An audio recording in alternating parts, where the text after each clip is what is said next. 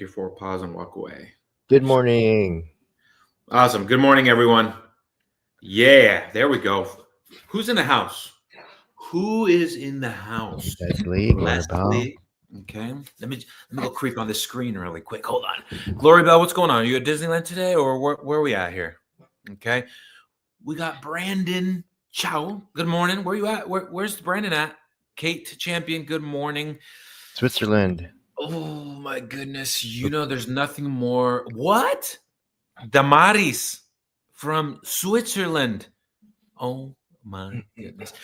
Really quick, Gloria Bell, are you an annual pass holder or something? Like what? Give me a little bit more of the details here. So I feel like you're there often, and there's no judgment for me. If anything, there might be a hint of jealousy if you are very close to Disneyland, because we got Kelly in the house. Oh, really quick, Kelly, I crushed you. Okay, don't want you to think that you escaped from that. Squashed you.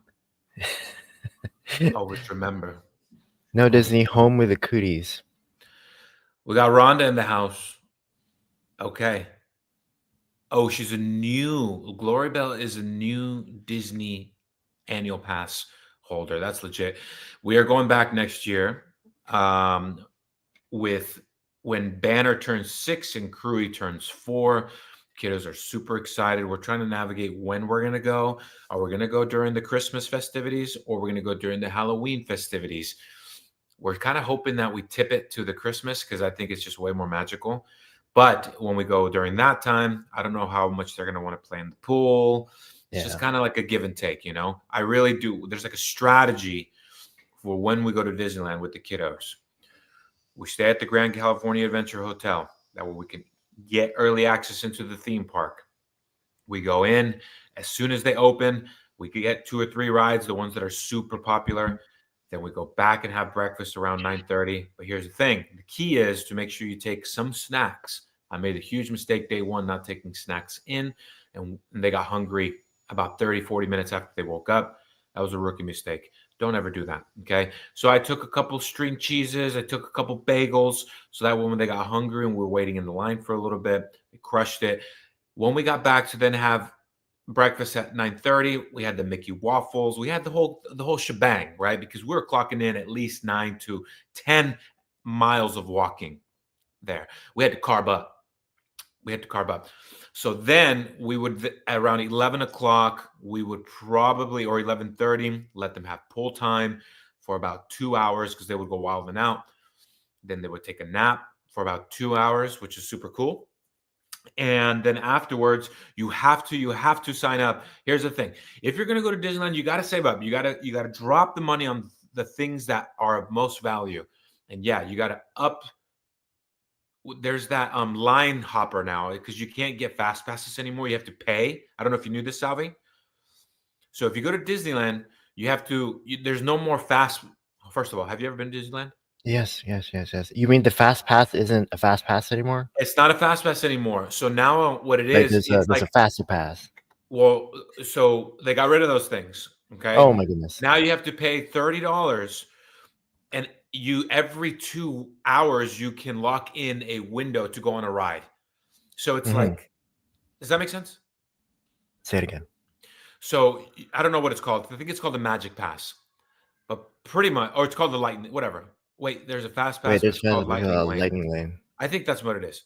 So you pay $30, and let's just say at 7 o'clock I buy it. Okay. You can then reserve fast passes for rides, but you can only reserve one fast pass every 2 hours. Does that make sense? Yes. That sounds and here's the thing. But on the super popular rides, like Cars or Star Wars, the really cool Star Wars one, that's an extra $10. Rise of the Resistance. So I'm just going to throw that out there. I think if you're going to go hop on some of those rides, especially in Star Wars Land, go in the evening, like 8:30 or 9 p.m. when the fireworks show's going on. It's empty in Star Wars Land. Bro, it is empty. Right. Empty. Hey, Mara, if I'm not selling you on this, good. That's for the best, okay? Because here's the thing.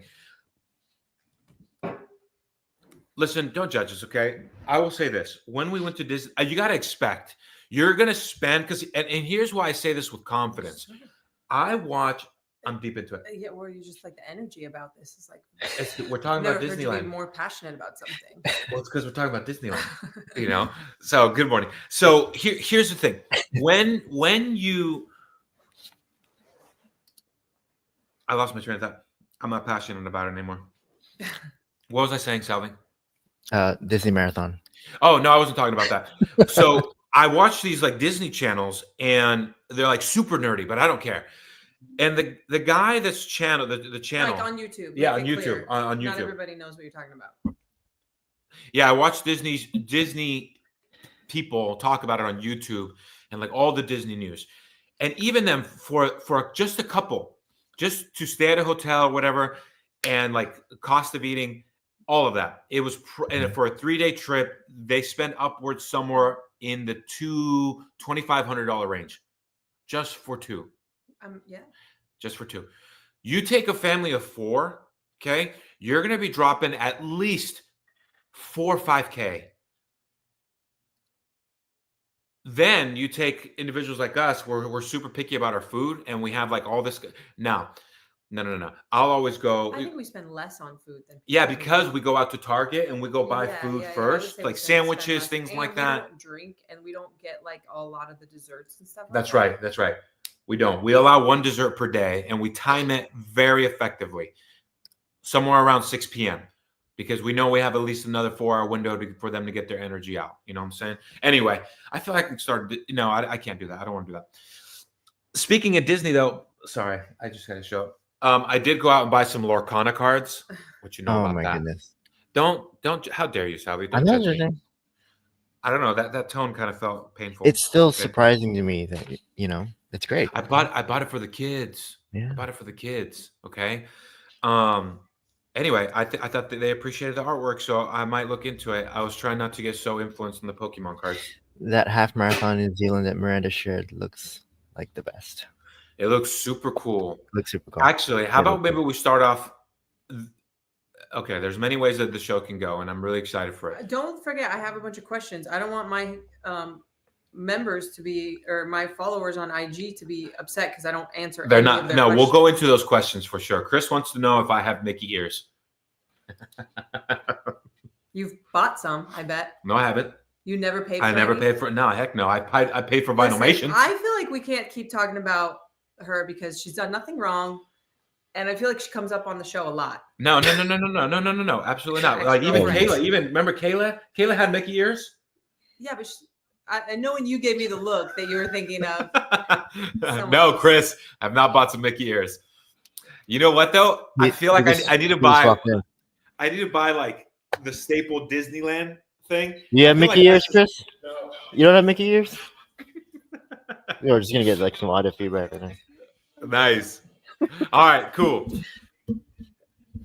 Let's go ahead. So Miranda popped up. You want me to just do those? I would say let's start with those. So Miranda shared on Instagram the other day. Hey, ask some questions. What would you guys like for us to kind of address? Hold on, I'm uploading a link to let people know that we're live right now. Did you listen to my live on Wednesday? A little bit of it, right? On the Facebook page. Mm-hmm. So first of all, I want to say shout out. Sal, you can pop in there, bro. Where are you going? It's not time. We're going in it. No. Before that, I just wanted to Yeti. By the way, shout out to Yeti for sending us some gear. Okay. Super First cool. of all, I know it's a conversation that people have. Are you a Stanley person or are you a Yeti person? Right? Because Yeti, we met one of the representatives at the Rogue Invitational. Huge fan of street parking. He's like, hey, I'm going to hook you guys up. Even Glory Bell doesn't have Mickey ears. She goes to Disneyland all the time. Okay, but is she a pin collector? Are you a pin collector? What kind of collection you got going on, Glory Bell? Okay, how deep into this are you? I feel like she has Mickey ears. She said she doesn't. She said, I do not have Mickey ears. No, man. Oh, she's right. I do not. Okay, good. I do not. So anyway, shout out to Yeti. I feel like Yeti, when I see someone rocking a Yeti bag, I'm like. What would be like back in the day when the CrossFit games were cool? Like when people it was, I don't know. I just think that they used to be cooler. The gorilla bags? Like I'm talking about like in California, what would be the equivalent of Mickey ears for a spectator at the games where you're just like, oh, that dude's in it. Oh, if that's when you're either rocking like the. Because I feel like people don't really do that stuff anymore. But there was like people were so much more like colorful and animated in like the way they would dress at the game. Like people when it was outside and in the sun and everything, like the High looks socks, were tank so top. much more. Like, It was the high socks and tank top. It was The, either that. or I would say the equivalent straw of Mickey hat. ears. Okay, hold Straw on. hat. The straw hat's a big one. I would here's my hot take. I would say the equivalent of Mickey ears while spectating at the CrossFit Games is if you as a spectator had your shirt off. That was me. Now Hold on, it's hold not on. really fair because I've never was a Oh, spectator. chill So out. I was dang. working. What a flex. So maybe I would have been that person too, but I'm safe from the judgment because I never had the opportunity to find out. if You I know was what, a Salvi? Mickey ear fan. You can talk to the people. I'm going to send you Careful, Max. a photo from my Facebook. Oh my I'm goodness. slightly embarrassed to share it, but When you I'm get your not at the shoes on, same it's gonna time. come back I've in, okay? embraced it. Okay, I've embraced it. So go ahead and talk to the people really quick because I have something that I'm going to send. Yeah, I just like it was so much more of like a happy, and I don't know if it was just the sunshine. It could have just been the sunshine that did it. Like it feels like because we've been to the games a few times when they're inside, and it's not that it's not Rogue does an amazing job and everything like that, and of course you're not sweating as much and everything, but it's just the energy has never been what it was when it was outside in the sunshine. Two of our kids are in here right now. Yeah, Lene, can you grab them, please? Thank you. Hey, Crewy, Bennett, I need you guys to step out right now for a little bit, buddy. Thank you. Oh, here it begins. Okay, yeah, put your shoes on and stuff first, and then How come old back. were you in this photo? Upload it, bro. I don't know if Give you're me a ready for second. this. Put your shoes on and stuff, and then come back. There's two photos I want to show you so you can judge me, and I'm Which one, the totally other one? open for it. Okay, so Oh here's my goodness. that was 2012 regionals, bro. Chill. Oh, Christine definitely walked around with a sports bra, like you, with a straw hat Christine? for sure. She was doing that at a summer camp. All right, But so we obviously, did work out at summer camp, so there's a difference. yeah, Yeah, I'm that's not true. ready for this. They weren't spectating All right, here we summer go. camp. I was gonna pop it up, bro. I'm just ready for the Rhonda shade. knows. I'm just Sports ready for the bras, shade. short shorts. Oh my gosh, Wait, you were a spectator and you're getting photos? That was the- You 2011. look like you just worked out. yeah, I was like into doing all the challenges. Oh, I bet. I was can see you into it. like I that. wanted to win all the things. I was like doing the RX double unders, like Max how many double pull-ups. unders you can get, max What year pull is ups. this? This was Is that 2000. regionals or the games? This was 2012. Regionals or games? The games. Who paid for those tickets? Because you guys were so cheap. I'll tell you who paid for those tickets. Becca. Nope. Let me tell you. My brother would buy. We had two of us go. No, she will. Yeah, abrazos Put your besos. shoes on Yeah, first. put your shoes on and come in here and give us back. abrazos besos. Okay. Deal. Okay, I'll tell you who paid for it. It was me, my brother, and I think it might have been Alex or someone else, another friend. We bought 2 tickets. Oh, you guys cheated to get in. We bought 2 tickets, and then one of them would bring out the bracelet and then give it to me, and then we would get inside. Because I knew it too. I knew it was like, they didn't pay for their tickets. Yep. That's what that was. Look how this is how Caitlin happy knew. I was. This He is did look. the I charge and then smiled. said fraud. I smiled. I was so happy. Yeah, All right, you you can almost take that never down. smile in photos. So we bring You up can the other get the photo other I one. sent you. Yeah. It's all she made going the other on outside. I have a child on my lap. Yeah, please hold. This is real life going on over here. Here's the other picture going up. This was 2012 regionals. Oh. Can you zoom in on See, this? Wow.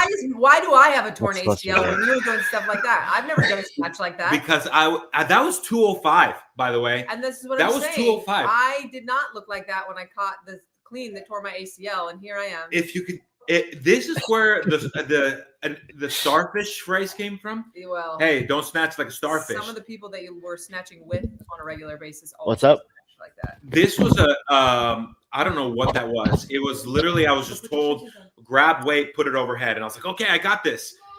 That And shoulder mobility too. It's just- There He was still has something great shoulder there. mobility, though. It's real.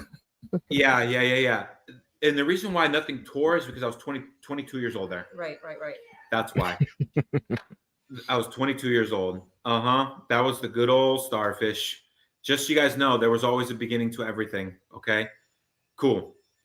All right, that's enough of that.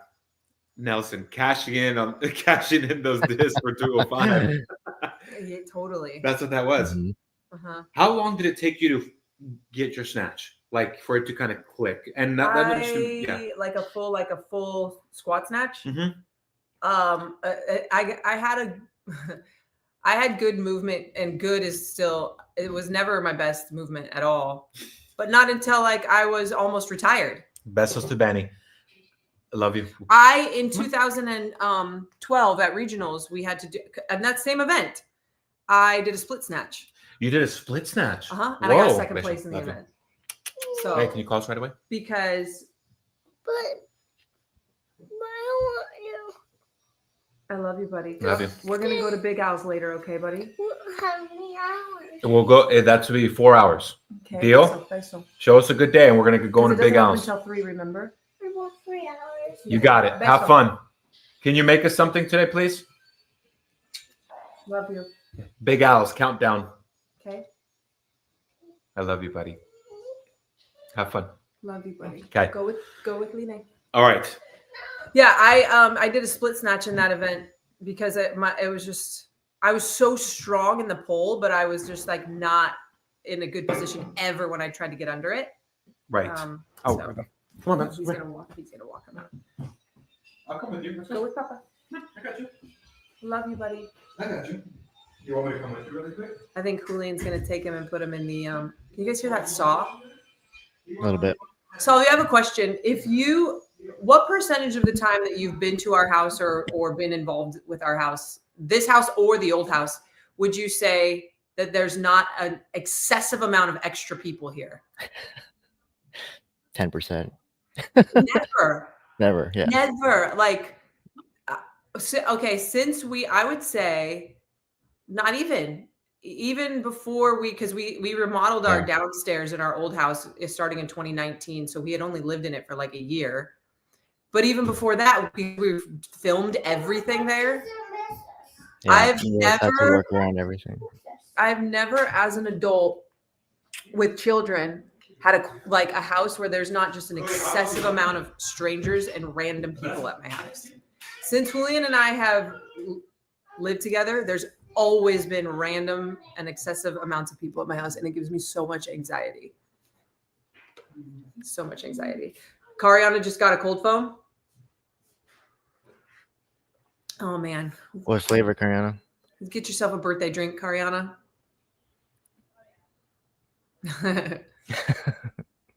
Yeah, so I have questions, but I'll wait for Julian to come back. But I did gather some good here. Maybe I'll answer some of the funny ones. See if there's some funny ones. Oh, there was one for sure that I can answer that said, it wasn't really a question. It said, I need you two to start a marriage podcast. That is the last thing that we should do. Of all the things we could give advice about, that would be one where I'm not qualified to do that at all. So I think he's loading people in or loading the boys into the car. Mm-hmm.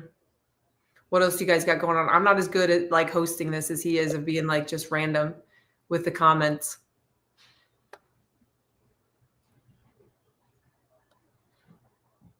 Let's see if there's another one. Oh, I can't answer that one because that's a Julian question. It was about Lord of the Rings. This is like a Mexican question. Let's see here. Oh, okay. DEXA scans. I'll give you an update on that. Julian and Salvi have yet to get their DEXA scans. And he's not here to defend himself, but it still hasn't happened. So there's the update on that. We are definitely not at our all-time. Alicia Westphalen asked what's up with the DEXA scans, and it hasn't happened yet. Oh, here he comes. Everybody act cool. You have 5 seconds to get it in. Let's know. Oh, there's still one child that has yet to go outside. What did Caitlin say? Okay. Leslie asked, I'm curious where you get high quality family Halloween costumes. I order them online. Usually it's just from like the same stores that you can find. Like Spirit has an online store, or like, I can't remember what the other one, but yeah, I don't know that they're necessarily high quality. They are very thin. It's the thin costume material with the Velcro and all of that stuff. Because you can get like really nice, really well made ones, but you only wear them once. So I don't know. I don't try not to spend a lot of time. Mm. Now he's yelling at the dogs because the kids stayed in, but the dogs went out. Thanks for me us to go sandwiches and cold foams. Right? Nice. I was trying to keep him entertained, baby. Oh, well, he's still trying to get the dogs to come in. It's either the boys or the dogs, one or the other. It doesn't help that this room that we're doing this is right by our front door. I'm in it. The Halloween store next to New Seasons doesn't exist anymore because they turned it into something else. And now there's another random person pulling up to our house. Yeah, it's a I was just I asked Salvi what percentage of the time when you've been involved in our home, this one or the last one, would you say that there's not an excessive amount of random people here? And he said 10% of the time.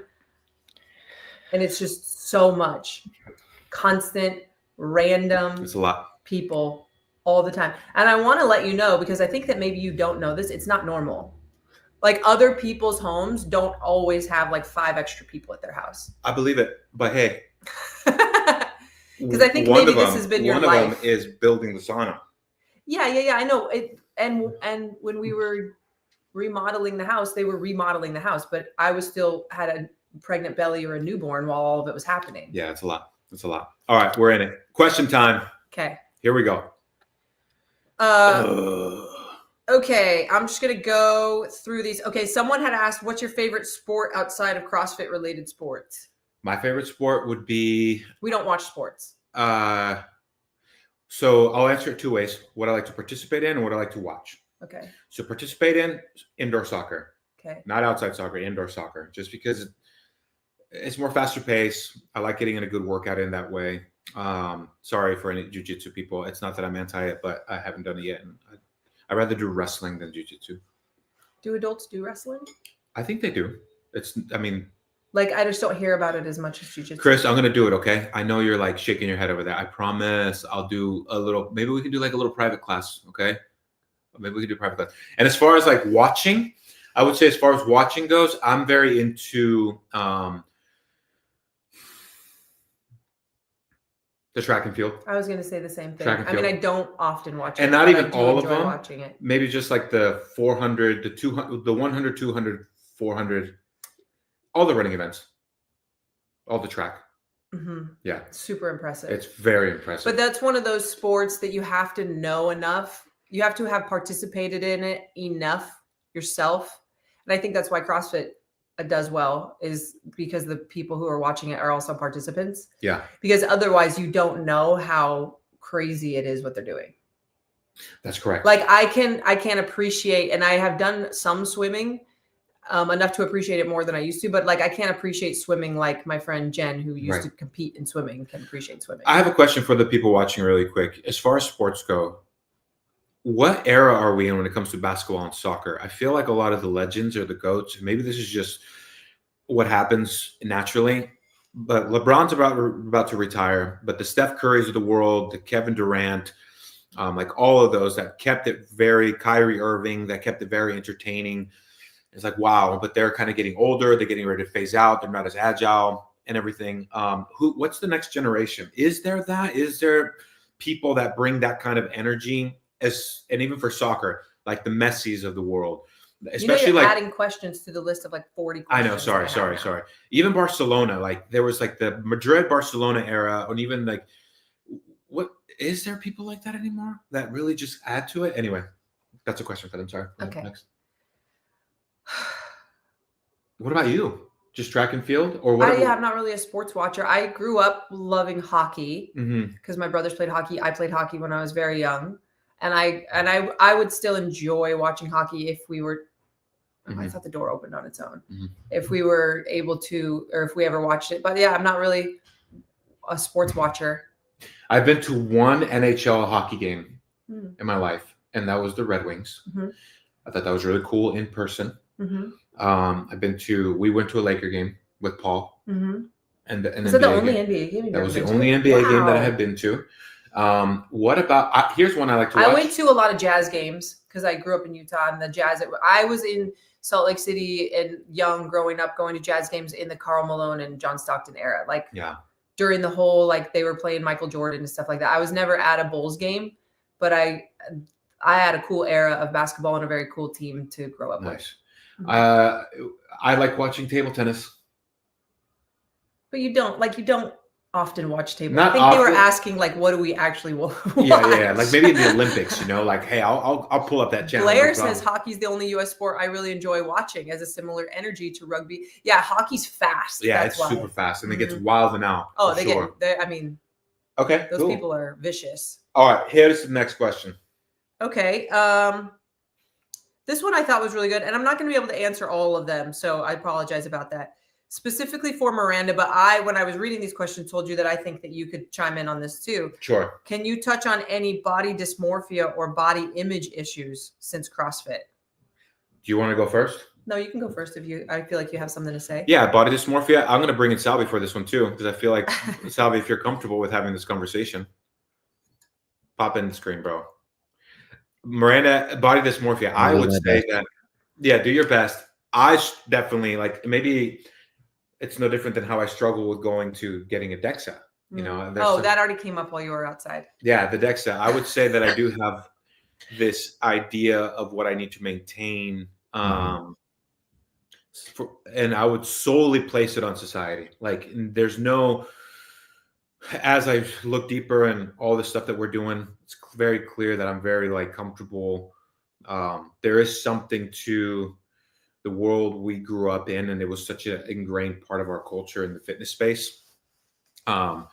Do then people value you if you do not have that same look or appearance? It's something that I've had to overcome, and getting more comfortable being open about it so I can let it go and just finally get to a place where it doesn't consume me or control my actions. So worst nightmare, I shouldn't say worst nightmare, but which would this is like a would you rather, because our kids love would you rather questions. Would you rather have to go for a year not being allowed to, and you can't cut it, not being allowed to put any product at all in your hair, or if you gained 20 pounds of fat?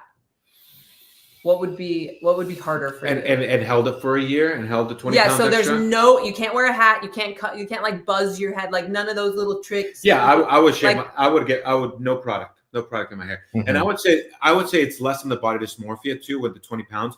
It's how I know that I would move very differently and I would feel sluggish. Okay, so forget that. Just out in public, what would you be more self-conscious about, your hair or if you were thicker? Because that's more of a body dysmorphia thing. Less about the fitness and what it changes you're able to do. Would you be more self-conscious about being a little bit bigger or not having product in your hair? I would say probably a little bit bigger. Okay. Yeah, I would. That's real. That's real. I'm just being honest. Yeah. This is why men don't get pregnant. Oh, yeah. I guess so. I know. Great question to prompt though. I'll look into that. Yeah. What's so funny is wait, hold on. Salvi, what about you? Oh. Same. Yeah, no, same. I would feel Probably not a big deal. Personally, I would feel self-conscious if I had a little bit more weight on me. Yeah. Okay. Cool. And that's not to say, obviously, because people love to take things out of context and twist it and take the one sentence Salvi just said and put it on private pages. But yeah.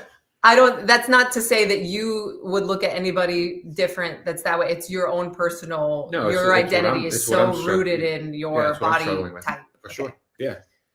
It's so interesting. Kariana had put something, she's listening right now, so maybe she can chime in if I tell this story wrong, but she had put something on her story not too long ago, maybe a couple weeks ago, about how someone had complimented her, or I'm already messing up the story, had asked her if she's a fighter when she was at the gym. And I had made some sort of comment. Kariana, you can help me with this one. Had made some sort of comment about how she was muscular or something like that. And she had shared in her story that she was self-conscious about being too muscular. And what's so funny is when she was sharing this story with me, I would have been super amped that still at 42 years old, that somebody would assume that I was some sort of professional athlete. And I would have taken the idea that I had a lot of muscle mass as a compliment. And so I just found that to be so interesting that that's something that Kariana has struggled with, always feeling like maybe she's too muscular. And I have this identity of am I not seen as that anymore because I'm not as muscular as I used to be? Sure. So I think it's that was just very interesting to me. I receive a lot less hate about my body now than I used to. A lot. I used to receive so much, and that's where it's like, you know, I did a post yesterday about how we've received some backlash about some of our faith stuff. If people think this is the first time that I've received just like very mean, that's been comments, yeah, it's just not like I used to receive all the steroid accusations, all the you look like a dude, you're disgusting, why would anybody in my DMs. Some of the DMs that I used to get were some of them were really gross and like creepy, and then some of them were just very mean comments on YouTube, very mean. And so but with that, yeah, I think one of the harder things for me during pregnancy, and you witnessed this, was like that one time at Chipotle. Remember this? When the guy, we were in Chipotle, I was pretty heavily pregnant with Knox, right, and the guy was like awing over Julian's physique that was serving our food. And he was like, oh, bro, you're fit. And then he looks at me, he goes, do you like to work out too? Yeah, I remember. And that. I was like so upset that it wasn't a visible representation of my beliefs and like my lifestyle. But no, I think in general, I don't struggle with it as much as a lot of women do with a similar history. I don't know. What do you think? About what? Which part? Like, do you think that I struggle with body dysmorphia? Yes.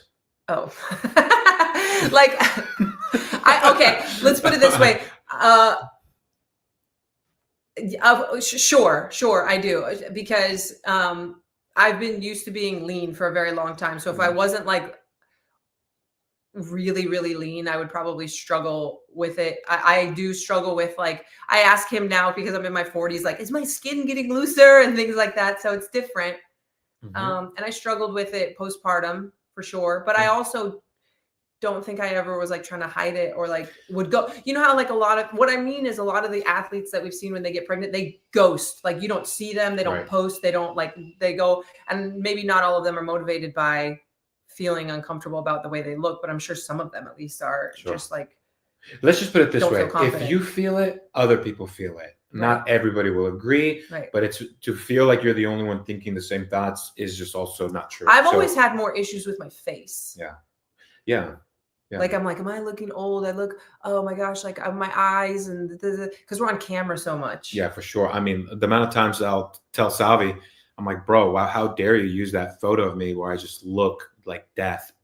It's tough. Like it really is. I don't think we're used to.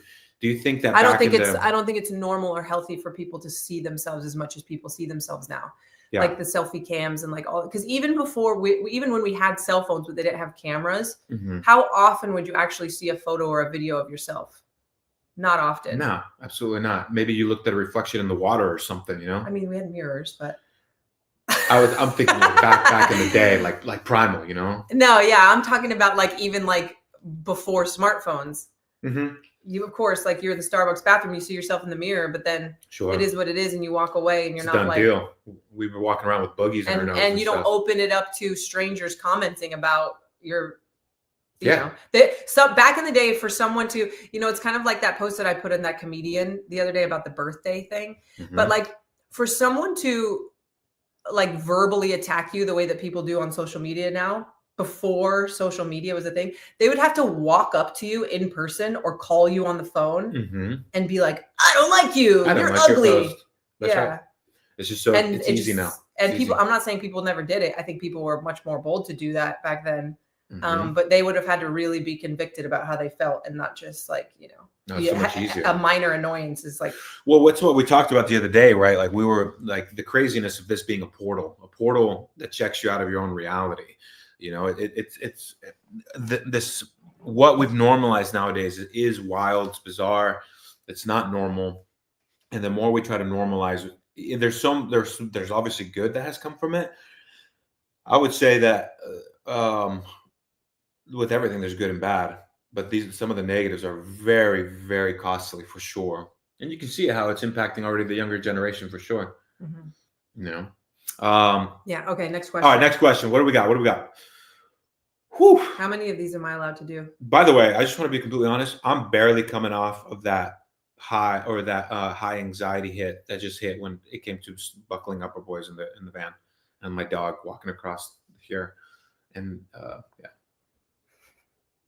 it's a real thing, guys. Okay, while I'm searching for another question, street parking med student wanted to know who's the best Pokemon character and why is it Charmander? I can appreciate that. I'm only going to speak to as far as Kelly. I consistently have to remind myself I grew 3 babies in my belly. Yeah. Human beings. Absolutely. That's the gift. Mhm. You know. Yeah, I would say that I can only speak to this to when I was into the Pokemon scene. I obviously the card to always get was the Charizard. The Blastoise or the Venusaur. Shoot, I'm like really letting the nerdy side come out right now. This was just supposed to be a filler question while I found the next question. Well, you can't. That's just not a regular filler question. Though I'll go deep into. Julie, Pokemon hold lore. on. Julie says there's no fear of getting punched in the face anymore. There's no fear of getting punched in the face anymore. Social media has amplified and normalized bad behavior. Absolutely. Yes, it has. Mhm. All right, hit me with the next one. Did you answer the question? Who your favorite character is? Yeah, I was never really more of a. I don't want to just say Pikachu because that's like very basic. I'm not saying he's not an awesome character, but yeah, hit me with like the.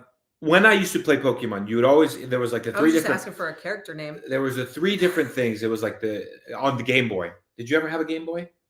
I don't know that I ever owned a Game Boy. I mean, I've certainly used one, but There was Pokemon Yellow, which was Pikachu. There was Pokemon Blue, Red. I've never played Pokemon. I don't think there was I a literally green one. know zero about Pokemon. I would.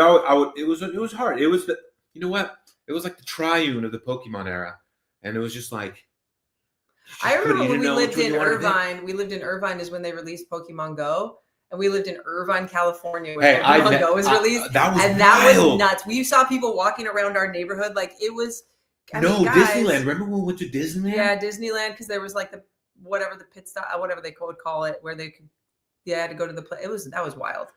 That was like the social experiment that told the government that we will literally walk off a cliff if they make it a game. If they put, that's the kind of stuff that I'm worried about. I'm so glad that I never got into Pokemon Go because I would have swung through a tree to try to capture a Pokemon. You know, people were doing some wild stuff. People were like walking on the freeway or like there was like people that would get hit by cars and stuff a lot during that time. Yeah, absolutely. That was wild. Insane. All right, here we go. I think people are still playing it. They are.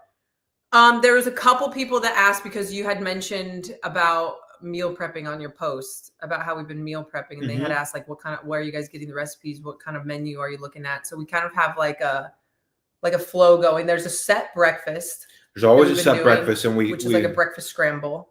Always, like the breakfast scramble is the go-to. Always, it's like sweet potatoes, pork sausage, right, and eggs and like veggies, and like that's you. I've been helping with like the slicing up of stuff, but you've been pretty much making that, and then you've been making a bunch of meats, and then I found this really cool cookbook that you can take pre-made meats and make like different meals out of them. It's a meal prep cookbook that I've made a lot of meals out of. I'll have to share it on my story because I can't even think of what the name of it is right now.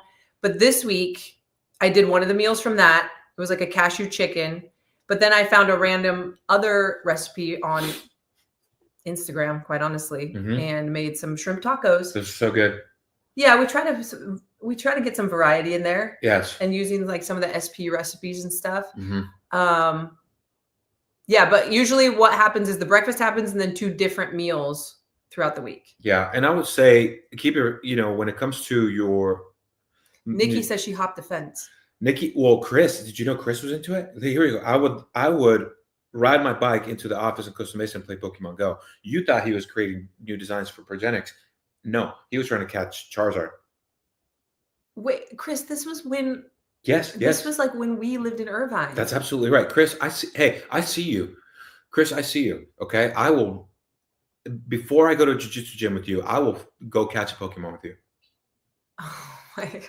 All right. Next. All right. Last question. And then let's get into our topic and then we'll kind of wrap it around. Whoa. Oh, there's a so many lot. more. Nikki over here hopping fences. Hey, was it worth it? What'd you catch? There's so many more questions. Really? Yeah. And I'm skipping a lot of them. So one of the Megzabine Okay, Meg had Sabine. asked, she said that, she felt like I have shared a lot of the healing of the past year, but she had a multi-part question for you. She wants to hear more from what Julian on his modalities to healing. So obviously we've shared the faith stuff, which is great. And I think people have heard that, but she was interested in hearing on your modalities to healing and you getting better. That's part one of the question. Modalities to hearing. I like that. I like that. Okay. Well, in the last, it's been over a year and a half now.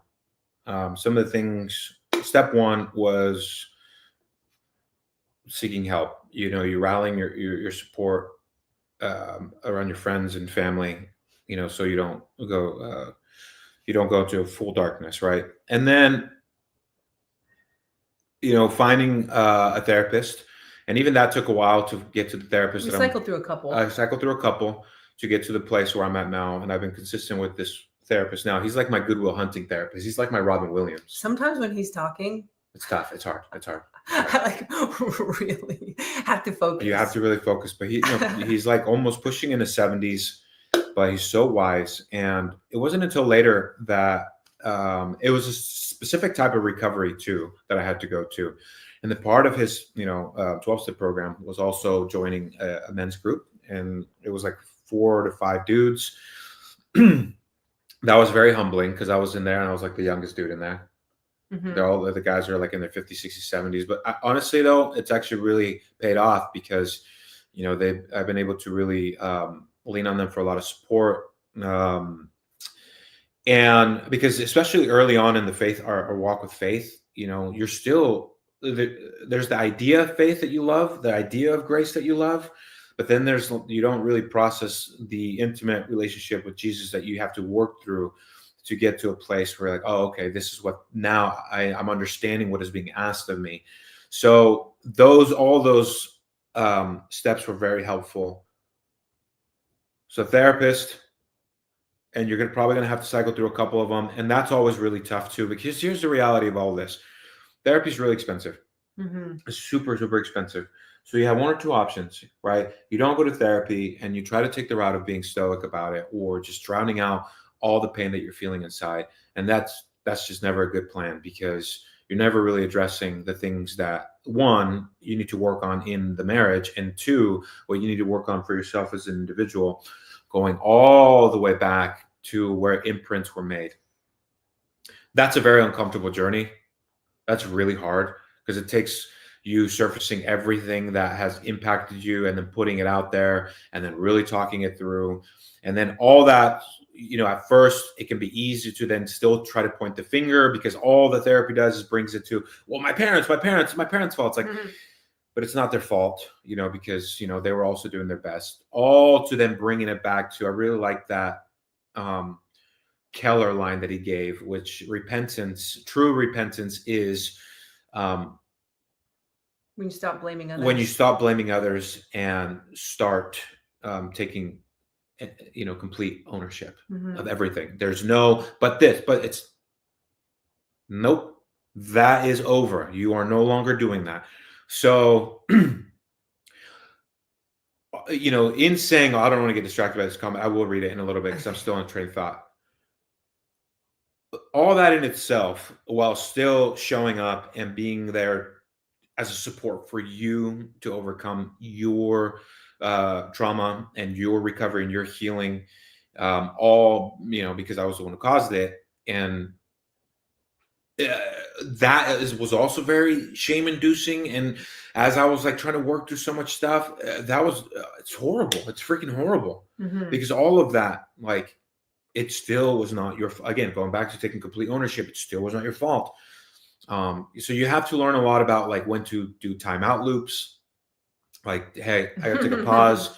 I gotta take a drive. And even that requires a lot of humility, because you're like, I have to step away. And I'll say as a man, and for myself, I'm a fixer. Like, I want to fix things. I want to say like, well, what's the big deal? Why can't we just move forward? But all that is once again running away from the problem at hand.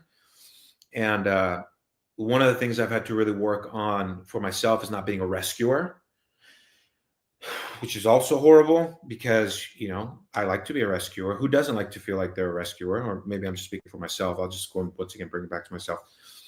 One of the things that, but recognizing by me trying to be a rescuer, what then that does is it doesn't allow God to do his work in others. Mm-hmm. And that was a big eye opener for me. I had to get out of his way because that's not my job. And I love how my therapist would always say, last time I checked, you're not the second coming. And it's like, I get it, Rob. I get it. But yeah, it's a lot of crying. It's a lot of, and not crying. It just, what is it? What would you say? As you go through the process, you start to recognize we all have managers inside of us that protect us because that's the only way we know how to operate.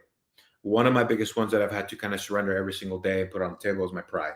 Because my pride for me is something that I always kind of use to get through life, right? And how the inception of that, the many different ways that it comes creeping in the back door. Obviously, the symptom of pride, manifested in a very dangerous, impactful way that impacted our family heavily. But again, that was the main symptom. That one got addressed, and it's been a heavy focus of the recovery work. But then in that, you start to see the many different ways pride comes creeping in the back door. So once again, you have to surrender all those things, social media being a big part of it. When people don't agree with what you have to say, it could be easy for you to want to defend yourself. Because then what that does, you can't blame it on them. If anything, take a moment to react to like, why is this making you feel the way it's making you feel? That needs to be addressed. Because you can't change somebody else's mind. You can only really take a look at why is this impacting you? So once again, I had to put it on the table. When we weren't getting sleep, the amount of times that I was getting angry at so many things. And all that was just to say, well, you're angry because you feel like you need to control all of it.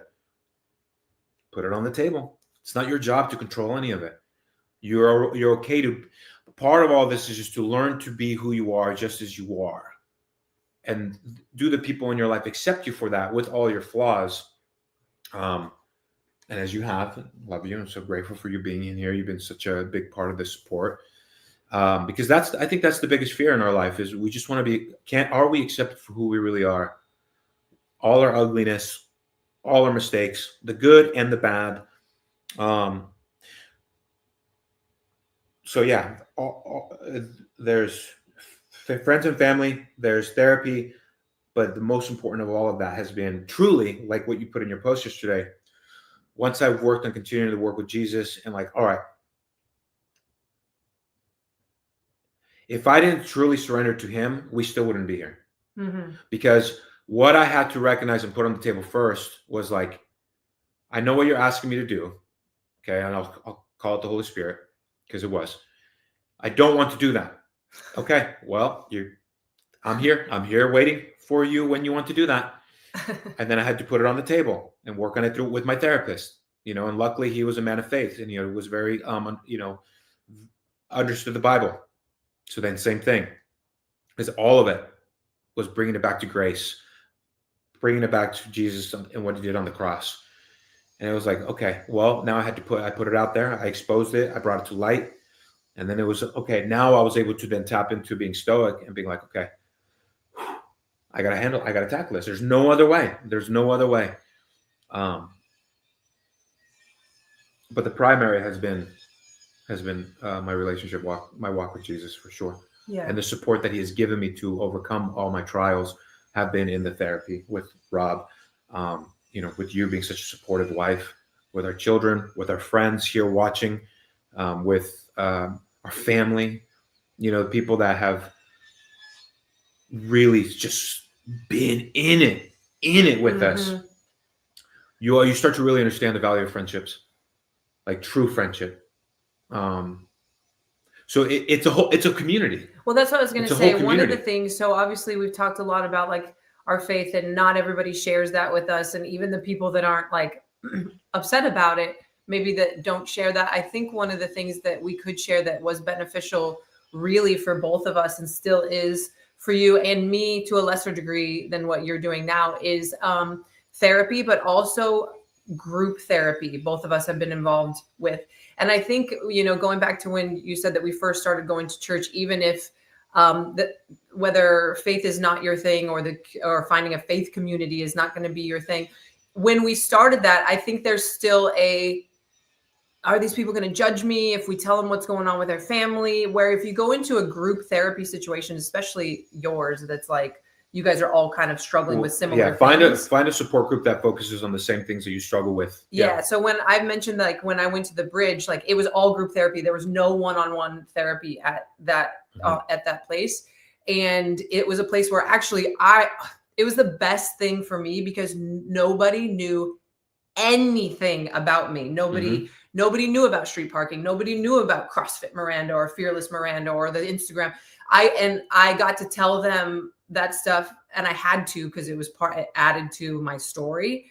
But nobody had any preconceived notions about me or needed me to be anything other than what I was. And so I was able to tell my childhood story and what was going on in our family and what was going on in my life, and be really open and honest with no judgment in that group. So that was really cool. And I know you've had a similar experience in your group, and now I'm still friends with those people. I don't know if you guys watched the vlog when we went to Nashville. One of the girls that I met when I was there came and worked out with us. And so I think the group thing can be very helpful as well, because it's your peers. It feels maybe less like you're sitting across from this therapist and they're like writing notes and they're not really saying anything back, where in the group people share their struggles and then you share yours, and now you have this bond and you trust them and they trust you, and you trust them to give you feedback, and then and so I think that that's something that can be really cool.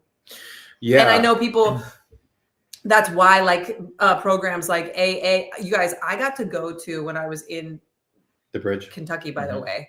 I do not have a substance abuse problem. I know that's one of the things that has come up of like, what's going on with them? I do not.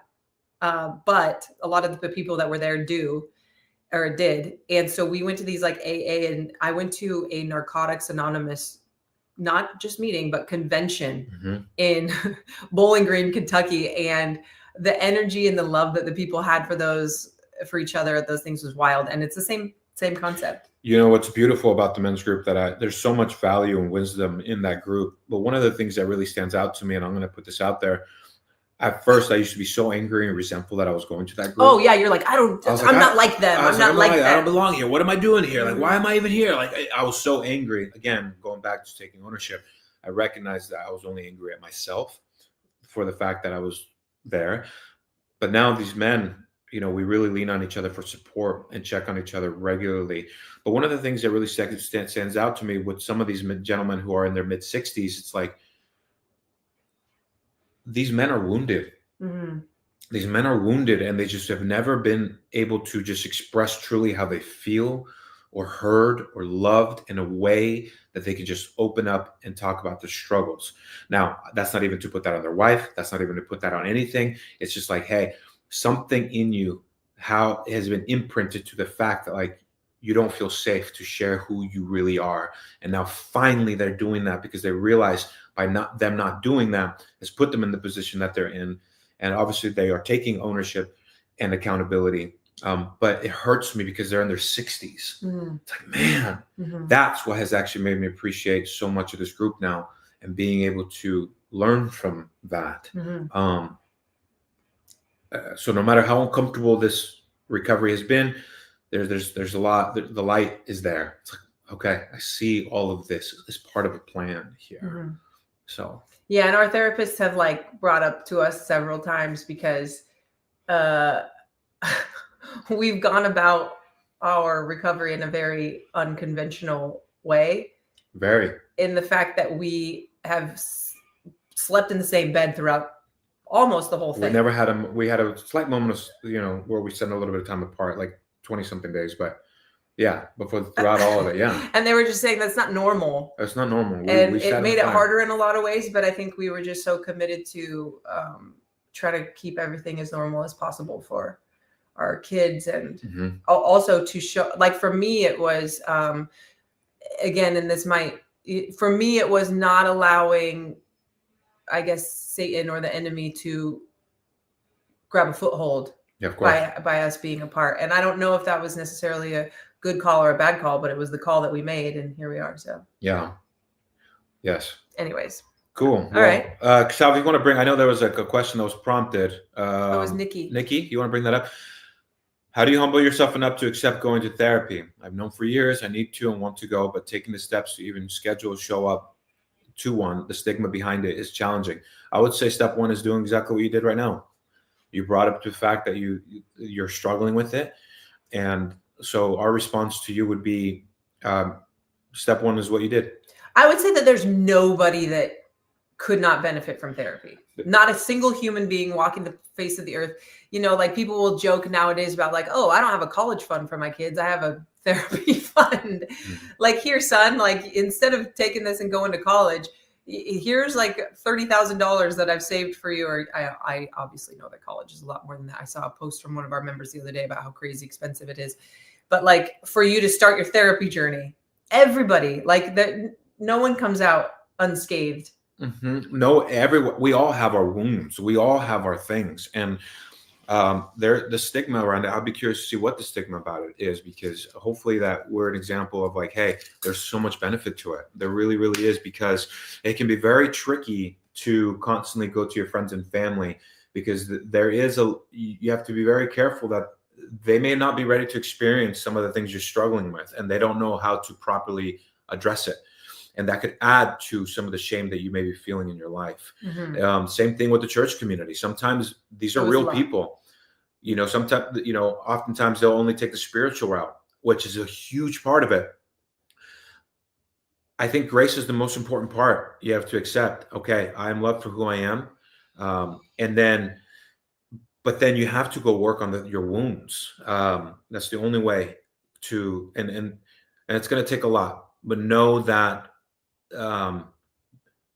we're in it. We're still in it.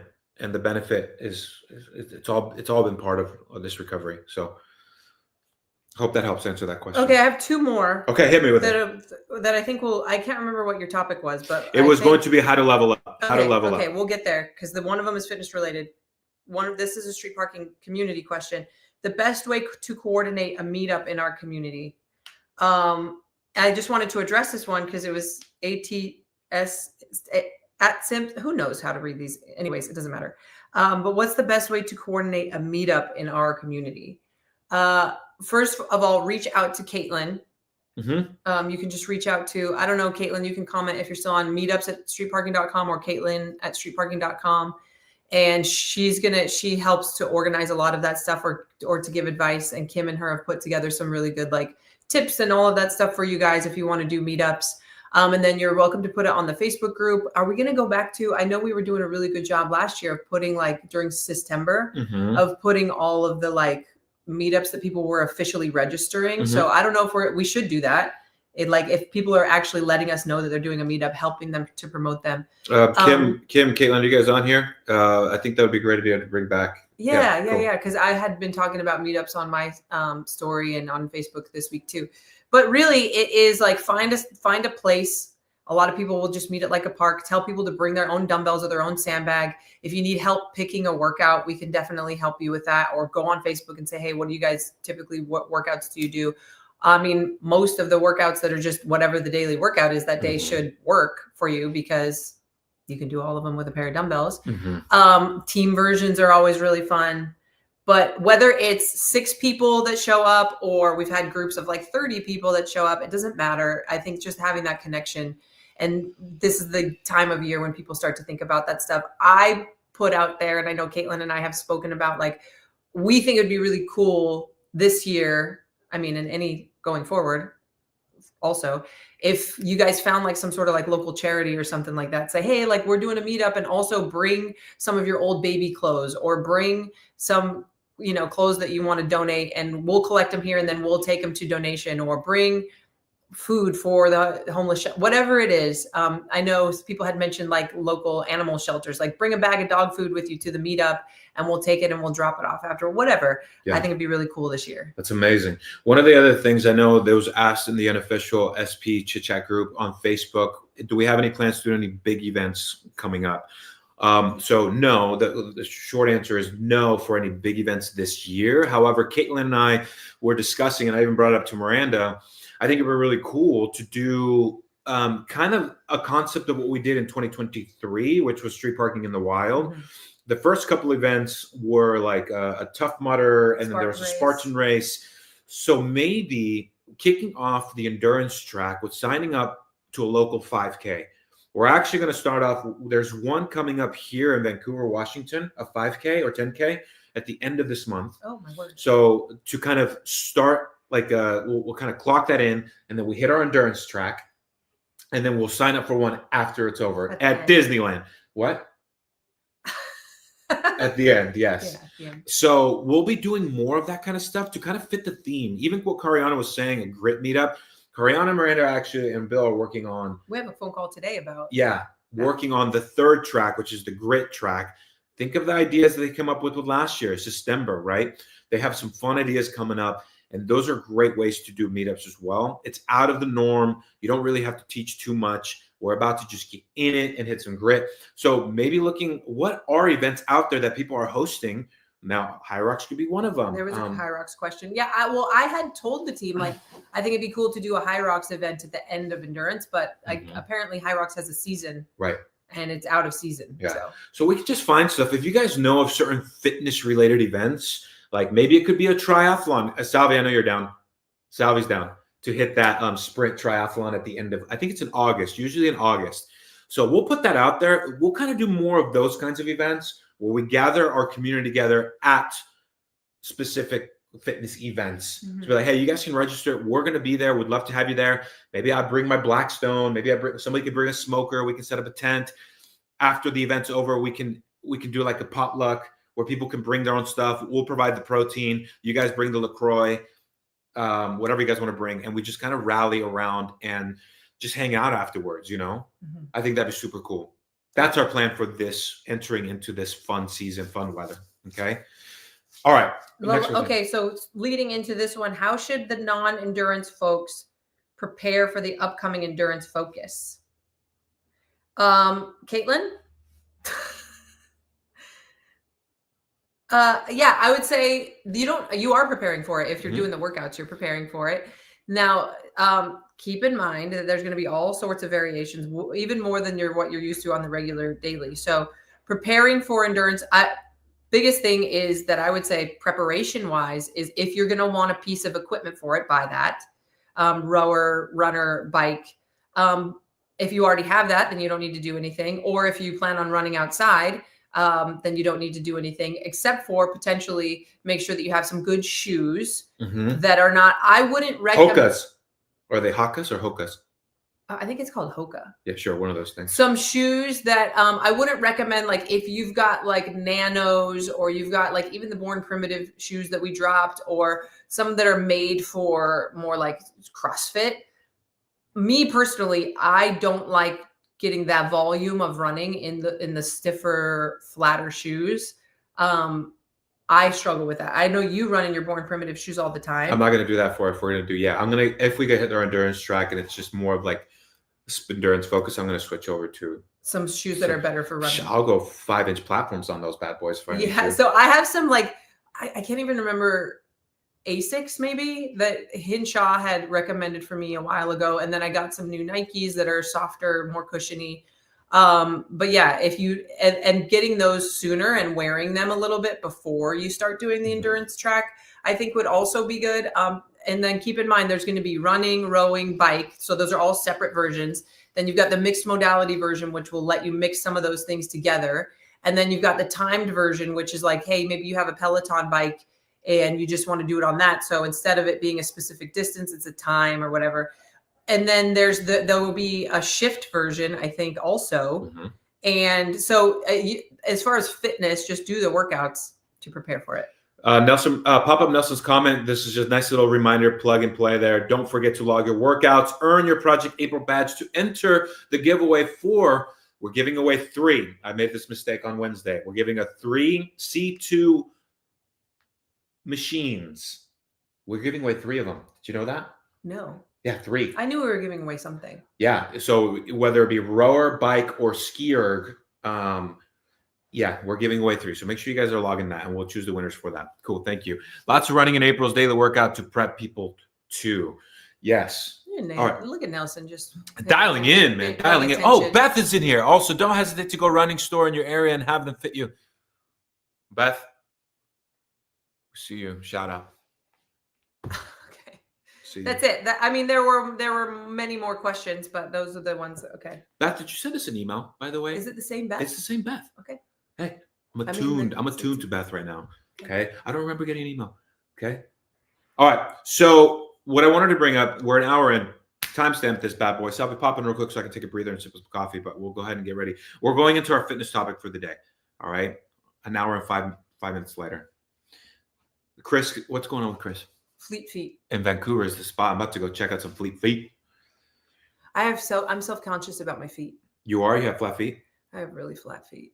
Salvi, We have flat what you feet. got? What's up? Oh, okay. You have any thoughts to input really quick? No, I'm excited about We've done a couple of the my endurance case. workouts. yeah. What? What we just doing yesterday? Yeah, we did a good tester yesterday. Caitlin and I did. was We great. were really hurting. That was rough. Caitlin and I were not okay. And all I text Danny afterwards is like, session 6 is not okay. Yes.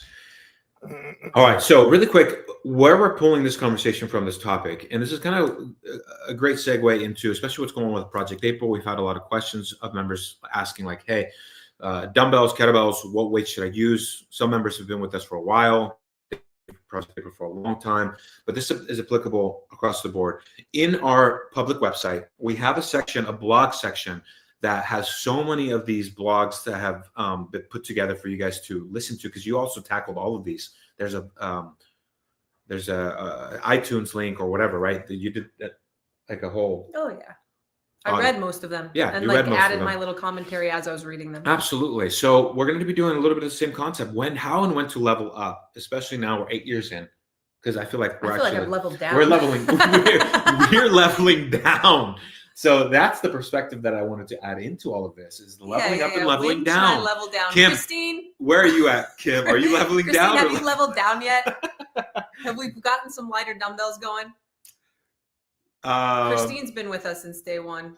She was always at the top of the leaderboard. Just so you guys know, if you're ever sad that we don't have a leaderboard, I'll tell you how it would look. Christine would be in first place. Absolutely. All right. So first thing is first, when to level up. And the first thing that you put on there is the goal is your compass. Yes, the goal. Okay, so a couple things about the goal time that I want to reiterate that we've said over and over and over again, but you can't repeat it enough. The goal time is not a time cap. So those of you that have come from gyms where there's time caps, sometimes, I would say maybe 2 or 3 times a year, you will see a time cap on a workout where, hey, don't go past 20 minutes on this. Usually that's to prevent people who are really fit from doing too much. Yes. But the goal is not a time cap, nor is it something that you're trying to beat. So like a lot of times we'll get like, okay, the goal is 12 to 18 minutes. That's a very common one. And people will be like, who's doing this under 12 minutes? Mm-hmm. And we'll be like, well, hopefully nobody, because then then that would have meant that they should have used more weight or whatever, because they are outside of the goal range. So being outside of it underneath should signify to you, I could have done a more advanced version of this. Sometimes it's just that you're really, really fit. Outside of the goal range on the top end could mean that you should have customized something, but at no point is it a failure. It's just information. So I will say that, but use the goal of being like, okay, if this is 4 rounds and the goal is 12 to 18 minutes, what do I need to do to have a roughly 3 or 4 minute average time per round? And it just helps you to figure that out. Now there's a learning curve when you're first starting. You don't know the answer to that question. You don't know, well, how long is it going to take me if I use 25s versus 20s, or if I do the full 200 versus not? You don't know. And so it's just trial and error. I'm working still with Athena Perez. Yes, that's right. And she's coming up here sometime. She is going to come up here. She's so awesome. Yeah. And, she did something really cool. So she uses the street parking programming. The way that our relationship works is she looks at the week and she says, because she's been doing CrossFit style training for a long time. Mm-hmm. She's bigger. She's lost like 200 plus pounds at this point.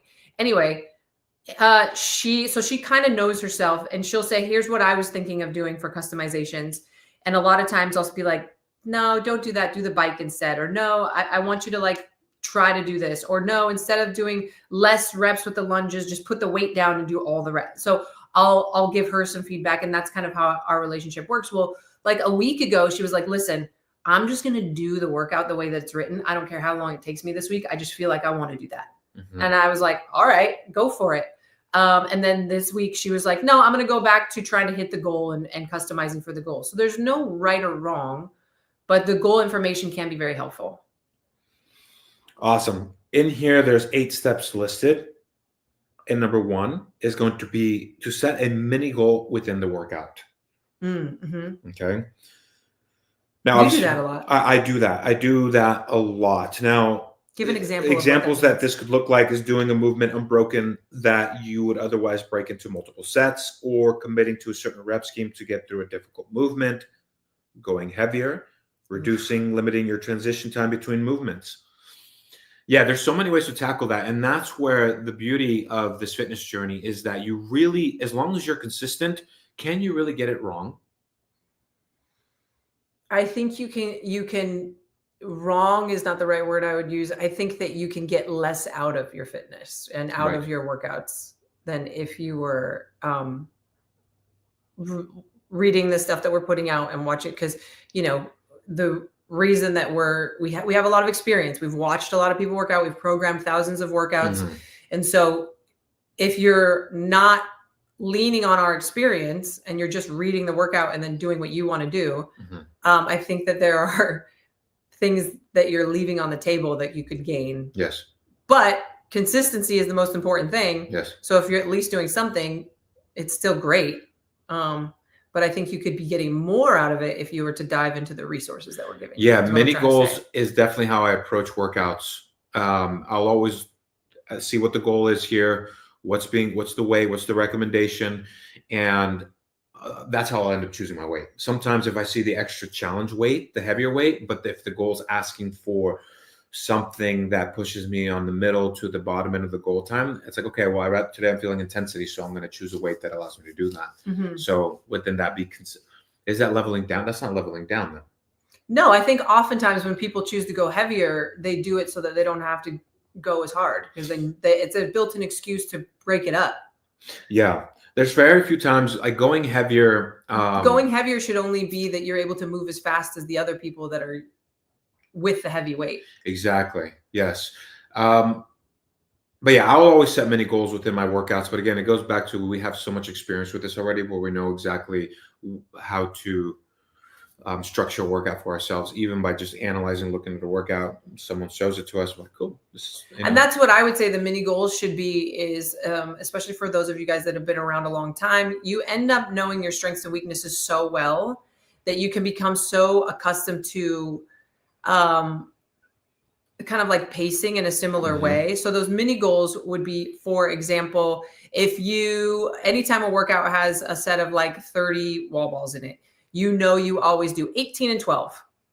Yep. That's what I do when there's 30 wall balls. The mini goals would be like, I'm going to do the wall balls unbroken. And then your brain's going to say, no, you're going to end up running slower. And you just have to say, be quiet. That's what I'm doing today to see what happens. And you might end up running slower and you might end up with a slower time.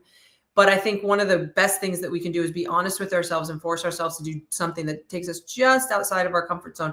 Those freaking 35-pound kettlebells the other day destroyed me. They got you. They destroyed me, and I could have gotten a better score. I would have moved better. I don't know if I would have been less sore because I would have done more reps, but like I've made this goal of Project April to use 35-pound kettlebells regardless of what happens to my time and everything like that. So that's like a goal for the month. But those are examples of what we're talking about. Of the mini goal should be something that you actually maybe slightly don't want to do.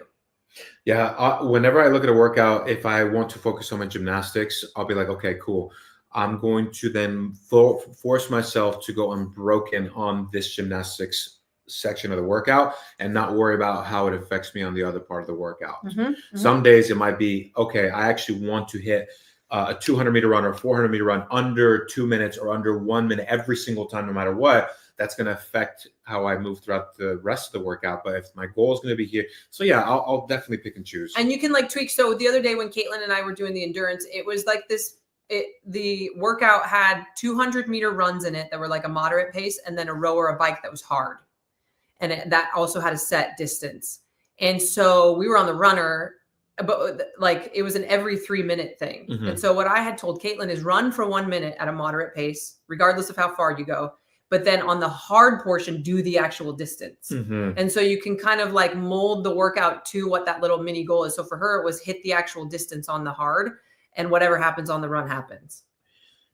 Number 2, add in an extra program.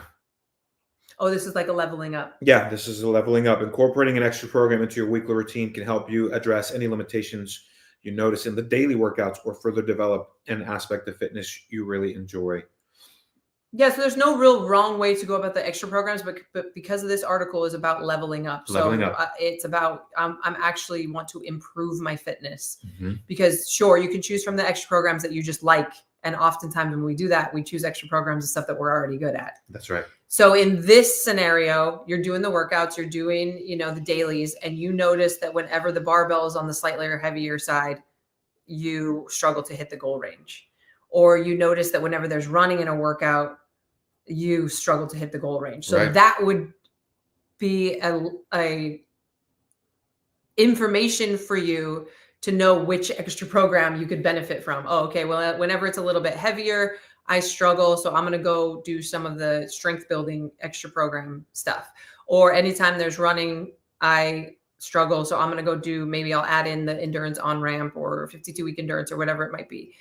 So you can use the daily workouts to highlight your areas that you need to improve. And that's where you can then go focus kind of, and we're trying to demonstrate that by this focus series this year of how you do that and how you add that in. It's one workout per week that you would substitute instead of what the daily program is for the thing that you're trying to focus on. Short and sweet. Great. Awesome. Number 3. Push-up program. Do not sleep on the push-up program. That's absolutely right. Oh my gosh. I remember filming that thing. If you've never checked out and that's just core strength, like ladies, because we struggle. I know like across the board, women will always talk about if there's push-ups in the workout, man, that push-up, we've had people have a lot of success with the pull-up program too, the strict pull-up program.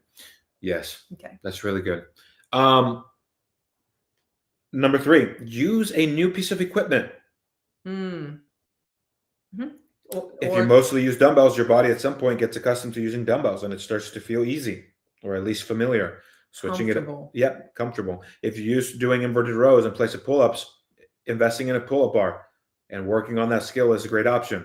If you have a piece of equipment that we don't have a program version dedicated to S2 or isn't represented in the list of customizations, use the guidance and the coach's notes and your fitness freedom and make a swap. I have a hot take. What's your hot take? My hot take is, so when we started street parking and you had your dumbbell people and your barbell people, and the barbell people had convinced themselves that the barbell was cooler and more challenging. That was me. Right, which is false. And the dumbbell people were maybe a little bit afraid of the barbell. So they were attached to their dumbbells and didn't want to give up the dumbbells. And the barbell people didn't want to give up the barbell because they thought they looked cooler or whatever. So you had this attachment, but there is no one more than we added in the sandbag. When people start using the sandbag in the workouts, and then because there's often a sandbag version, the level of attachment to, I think I'm just going to use the sandbag. And I've been there. We've seen people. Oh, yes, we have. Yeah. Oh, yes, we have. Where sometimes I'm like, no, you're not using the sandbag. I think there's a level of comfort blankie that happens with the sandbag that is stronger than even the comfort blankie that people get with their barbells and their dumbbell. That's my hot take. Woo! Spicy. Open up a window.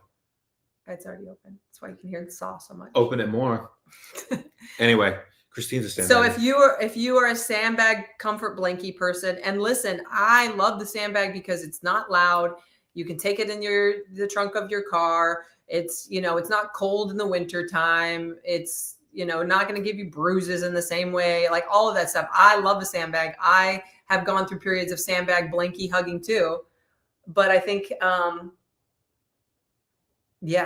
think my mom, listen, my mom's 72 years old. Okay. She can have a sandbag blankie. We want her to have a blankie. All right. Number 4, work on your weakness. Uh-oh. Don't sandbag with the sandbag. Don't sandbag with the sandbag. Exactly. Oof, that's a whole campaign in itself, Chris. Work on that graphic. Write that down. Write that down. Work on your weakness. If there's a particular movement you struggle with, try adding a few reps of it into your warm-up before your daily workout. Or you could set a clock before or after your workout and practice every minute on the minute. So EMOM. So yeah, it doesn't need to be a long, drawn-out session. Keep it short and manageable, and so that there's more likely to work on it so that you're more likely to work on it consistently. Yeah. So this is an extreme example. So we talked about that with the extra programs already a little bit, but that would be like those extra programs. Many of them are a full-on workout that you might be replacing the daily workout with. That's an option, but take something like working on your pull-ups or working on your push-ups or this is an extreme example that I'm about to give you guys, but it's a way that this would apply to my past.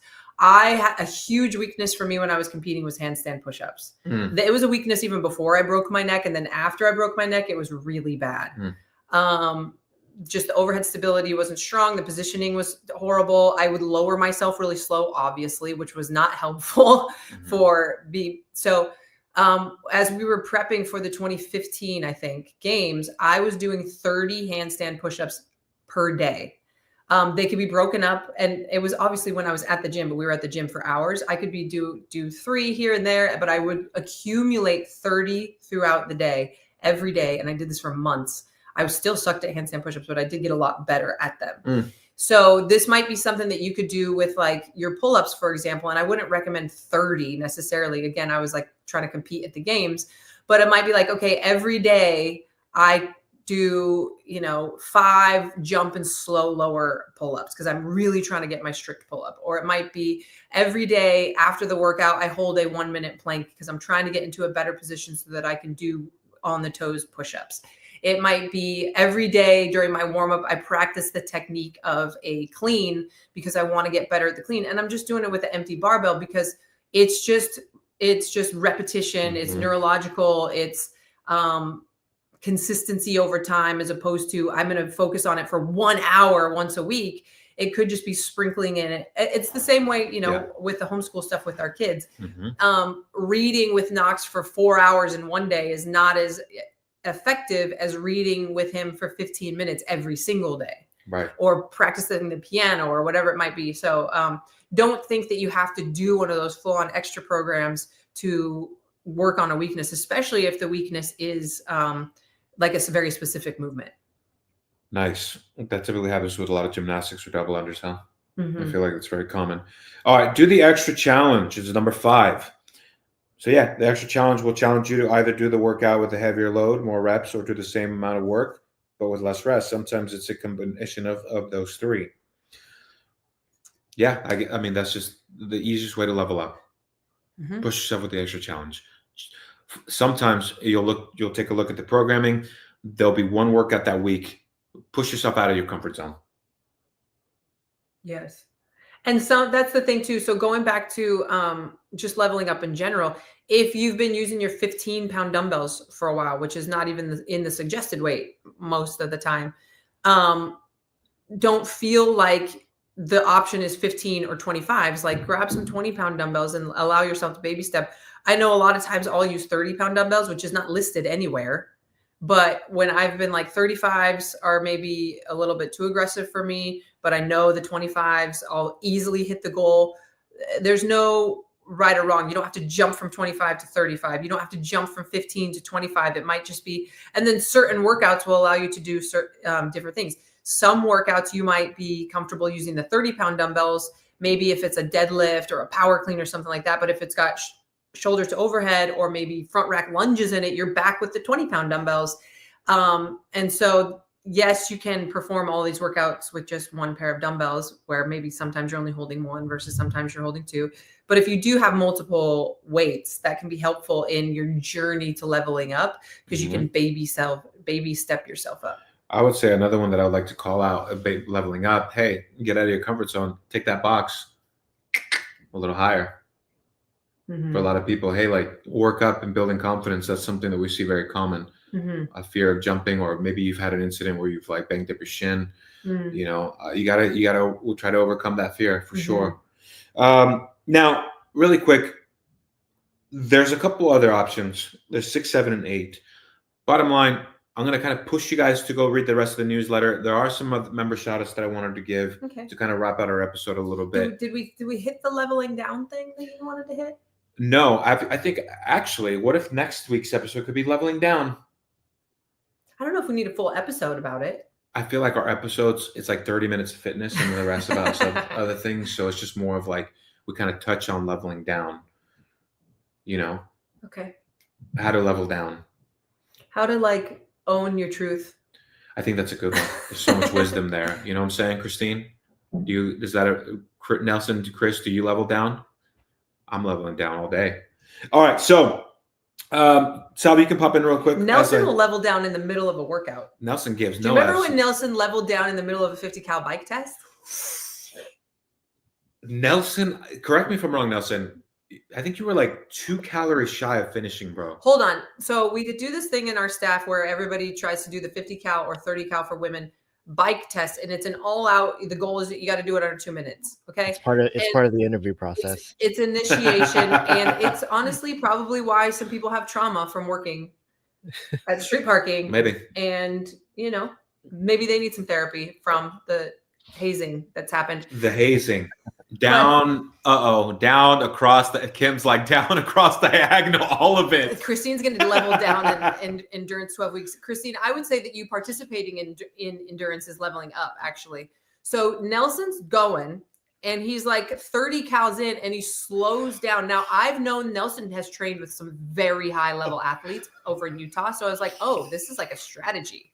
He's hitting a strategy right now, but then it wasn't a strategy and it didn't work. He was trying to take a rest period during the 50 cal bike test.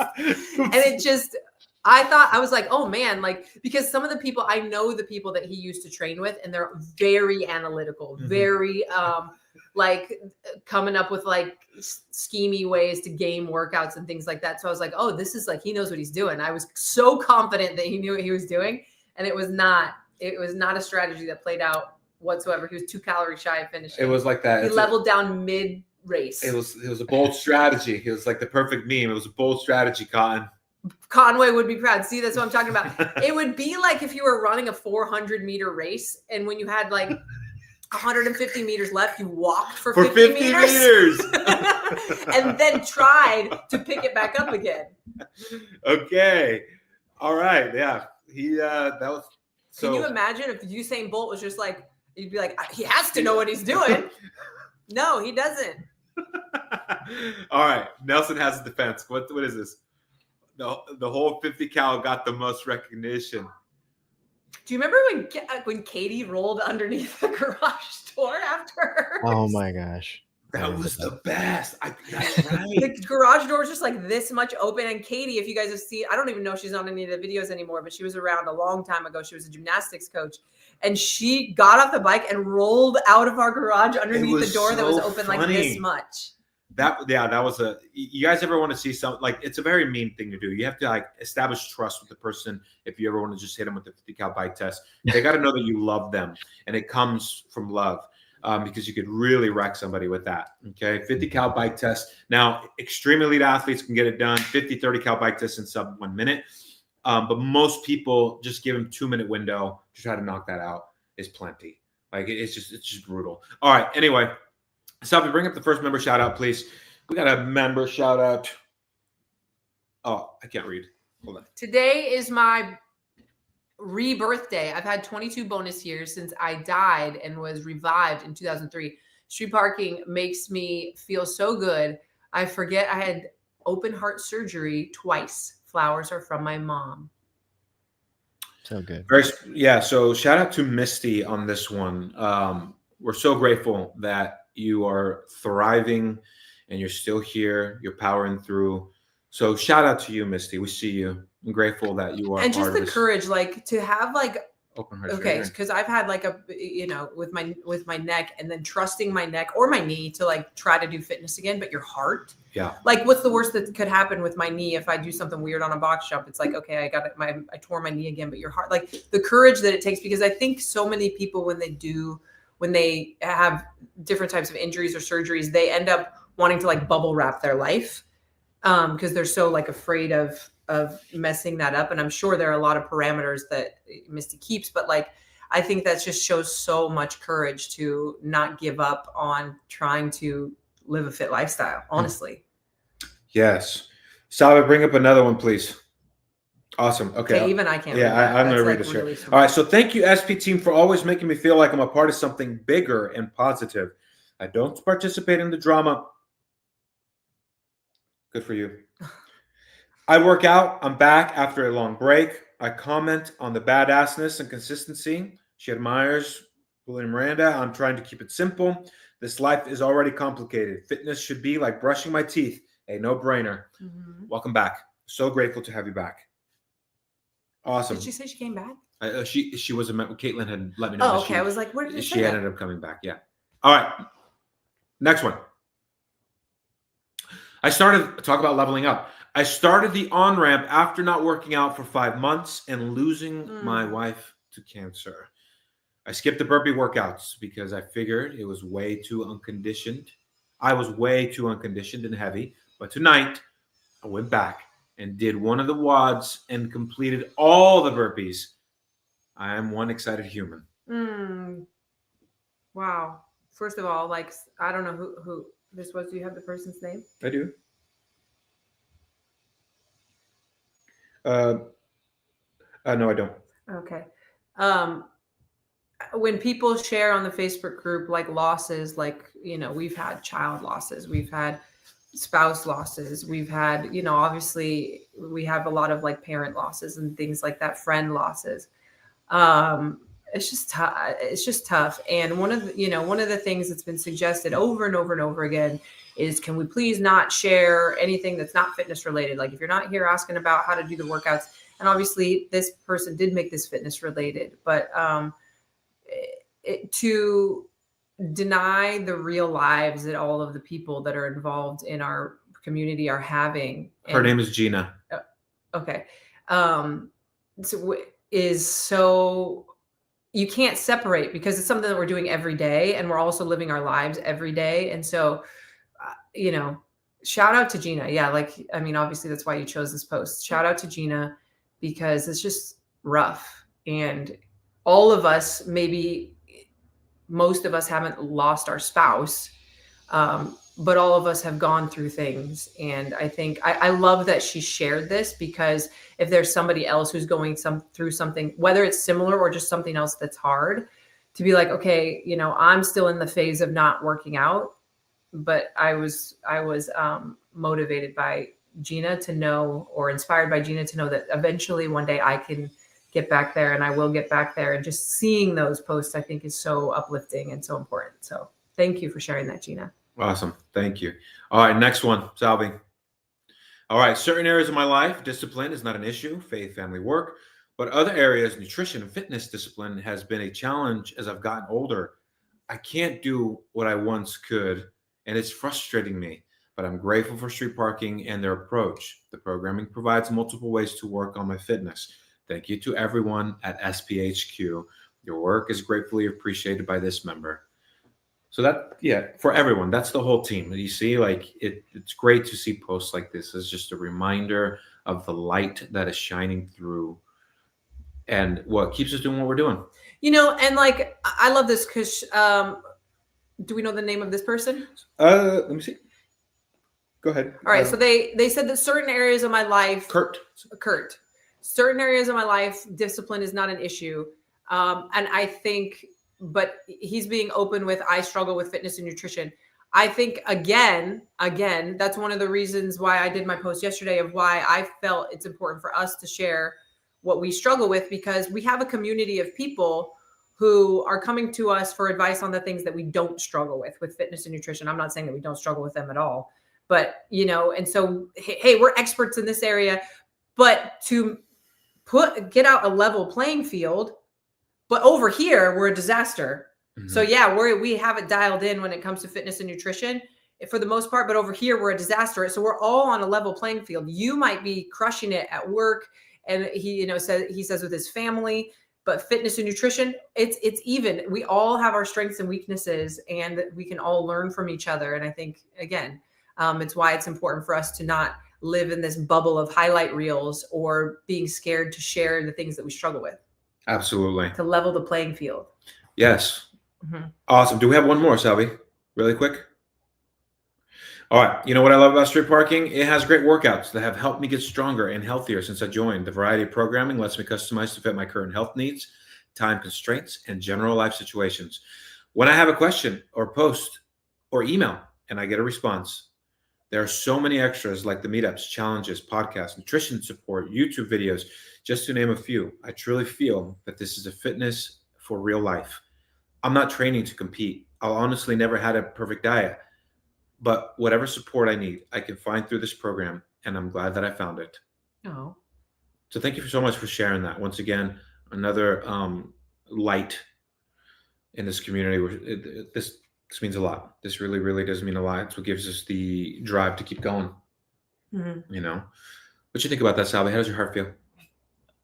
Super grateful. I appreciate the positivity from the community. Yeah, much There needed. we go. Oh. There we go. Cool. Is that all of them? I think that's all of them. I didn't want to. That's it. Yeah. Awesome. Cool. We're about hour 35 in. We talked about a lot there. Nelson, Kim, is there anything else that needs to be addressed as far as the community updates goes that we didn't touch on? I know you guys are chilling. People were reminding while we were talking to log your workouts for the Project April badge. right. Definitely log those, because we know you guys are all about the badges. Oh, And yes. I would love to hear just how it's going for people. Like, I have been so sore. Right. Like literally one of our kids, because I think we've talked about how our kid's bedroom is downstairs and we're upstairs in our house now. And one of our kids woke up and he was like, "Hey, can you go check on him?" And I was like, "No, I can't. It's going to take me 5 minutes to get down there because my legs down the stairs. It's not, can you please go?" And I'm just like, I'm walking around like I'm limping, like there's something wrong with me. We have to film another vault workout today, apparently. Oh, yeah. Oh, yeah. And I'm just not looking forward to it. I want to hear how everybody's doing with the Project April stuff. Don't sleep on the kettlebell series workouts. I love those workouts so much. Caitlin and I did one of them the other day. So good. I do want to address this one on Instagram. Tessa, she's a member of our church community, actually. Oh, yeah. I got to catch up 1 week behind. How do you keep question for the podcast? I'm just processing right now because I see this person's comments that I've never put together who it was. Continue. Oh, nice. Okay, cool. How do you keep it all balanced, if at all possible, being parents and keeping mental, emotional, spiritual, and physical health at good levels? That's loaded. We don't. The short answer is we don't. I struggle with it myself. I might do well at physical health, but then my mental health is struggling. I know they're all connected, though. Is this something you are still figuring out? Yes. 100%. And I would say, hopefully, that you just feel seen in that. And we struggle with it just as much. Like, I mean, even listen, I know you listen to our podcast and you kind of see us open up about all of this. And I think that's why it's so important to have a community. One, give yourself grace, right? Give yourself grace that you are not the perfect human being and you're not expected to be perfect. She's a really cute dancer, though. Wow. I love it when she dances to the Love music. it. So she's in our church community. And I see her at a lot of the events, and she just like, it's the joy that comes out of her when she's dancing around. Yeah. I would say, having those questions, I think we all do. We're like, how does someone have balance? I think let's just sit the truth about all this. Nobody has it balanced. I'm just going to throw it out there. Nobody has it balanced. We all struggle with I've certain seen things. a lot, and I can't like pin this to any Huberman, Peter Attia, whatever, one of these influencers. Those guys are more than influencers, but you know what I'm saying? Like, or Simon Sinek. I don't know where I got this from, but I've seen it multiple places where it's more circular, where like you go and like, right now I'm really focusing on my health. Right now I'm really focusing on my career. Right now I'm really focusing. And you can't let any of those phases be too long because then the other stuff just really withers and dies. Yes. But like it can be more circular. Yes. I don't know if even circular is the right way that they explain it, but Yeah, that makes sense. total sense. It is, right? Hey, Kim, I know, what season are you in life right now? Kim, mom of three, completely different life stage. Her kiddos are older. One of them's out of school and he's going to college. They're in high school. So like, that's a completely different. Once I stopped chasing balance, I was able to be more present in each moment, which was like flipping a switch in a good way. I've been in that. We've talked sharing. about this. Okay, so here's another opening. So, since when I was sharing this with you and asking you for help and like opening up to you the other day, And I was saying, like, I just feel like I want to be, you know, home with our kids more. We're in a place where I can do that. But I am so hardwired through the grooves in my brain that, like, be productive, be productive, be productive, be productive. And the productivity needs to be somewhat measurable.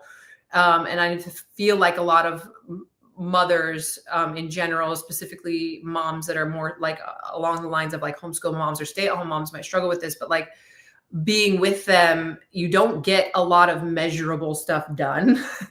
And I'm still really trying to overcome that. And so sometimes I'm just like, I feel like I didn't do anything today. And then it pulls me. So I'm like overdoing the, like, nothing is happening on a lot of days. And eventually I want to come back to more of like a middle ground. Right. But sometimes you have to like really let go before you can come back to a more balanced. Yeah. And oftentimes I would say that's one thing, and I'll just speak to Mama's making sourdough. I'm making a loaf today too. Yeah. My personal experience, you know, with a certain type of personality, for myself, when you start to feel the need that you have to control everything, that's when you actually need to stop and let go. But it's easier said than done, right? Because now you have to overcome all the things that bring that side of your personality out. What I've been instructed to do in those moments is we don't say, no, stop doing that. Stop doing that. That's bad. Well, hold on. Like, that's just kind of like what's hardwired in me. It's inviting that part of your personality and showing them another way, giving them grace and be like, hey, we don't need to do all of this today. Maybe today we just need to accept that this is just part of life and someone else is in control. We're not in control, and he's got this. Speaking of comfort blankies, yeah, busyness is a comfort blankie. Busyness is a comfort blankie. I really loved this most recent joint session that we had in our couples therapy, where they talked about that guy in recovery, right? And oh yeah, he was in recovery, and immediately he was like, "I'm going to write a book about this," and they were like, "No, you actually just need to not do anything at all." He had to go through a season of doing nothing. Which is kind of like what you and I have both had to go through that in a little bit of a different way, where they've encouraged us to lower our energy. And I think a lot of society, some people in society could, you know, they could use a little boost in energy, but a lot of us, I think, especially those of us that are active in trying to improve our health and fitness, would be more probably fall into the category of people who need to just be able to just sit still. That's something at times. Even for work stuff, that's something that's like a temperature gauge for me. Like, am I overstretching myself? Oh my gosh. You guys, the reason why we have so much stuff and why I mean, there are things that we created on the development side that we never even ended up using is because I was constantly adding and adding and adding and adding and adding. And well, let's do this thing and let's do this thing and let's add this thing. And we need this extra program and we need and it became anxious. Busyness is a comfort blankie. But we're pulling back now. We're doing great, huh, Kim? We're doing great. We're stripping. We're cleaning up. We're trimming the fat. We're just talking about our programming. It's beautiful. We don't need to do more. And leveling down. We're leveling down now, and we're just, you know, we're just gonna go do 5Ks and meet our community, and not have big events for a little bit. It's beautiful. It's beautiful. Huh, Kim? Huh, Nelson? Huh, Chris? Huh, Sally? It's amazing. All right. Emma, what's Emma have to say? There's so much sourdough talk happening right now. I've been watching my sourdough starter double this whole time. I didn't know Emma was a sourdougher. She's doughing it up. Cool. So I hope that helped answer your question. Obviously, you can chat with us about it a little bit more when we see you at the church. Less is more. Do less better. That's do less better. Do less and do it better. How about we put that on a shirt and send it out and create like 500 shirts? I'm kidding. See, that's exactly what we had to work on. Put it on a shirt. Put a key on it. Let's sell it. No, we like it. Less is more. Less is more. We're going to actually enjoy the sunshine. We're going to touch grass after this. How about this? How about this? I got something to leave him with.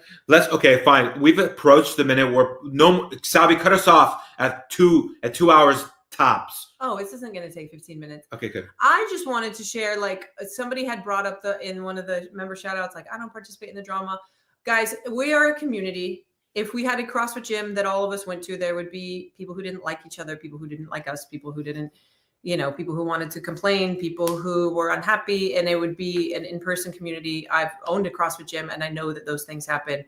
When people are together, there is conflict. That's just how it works.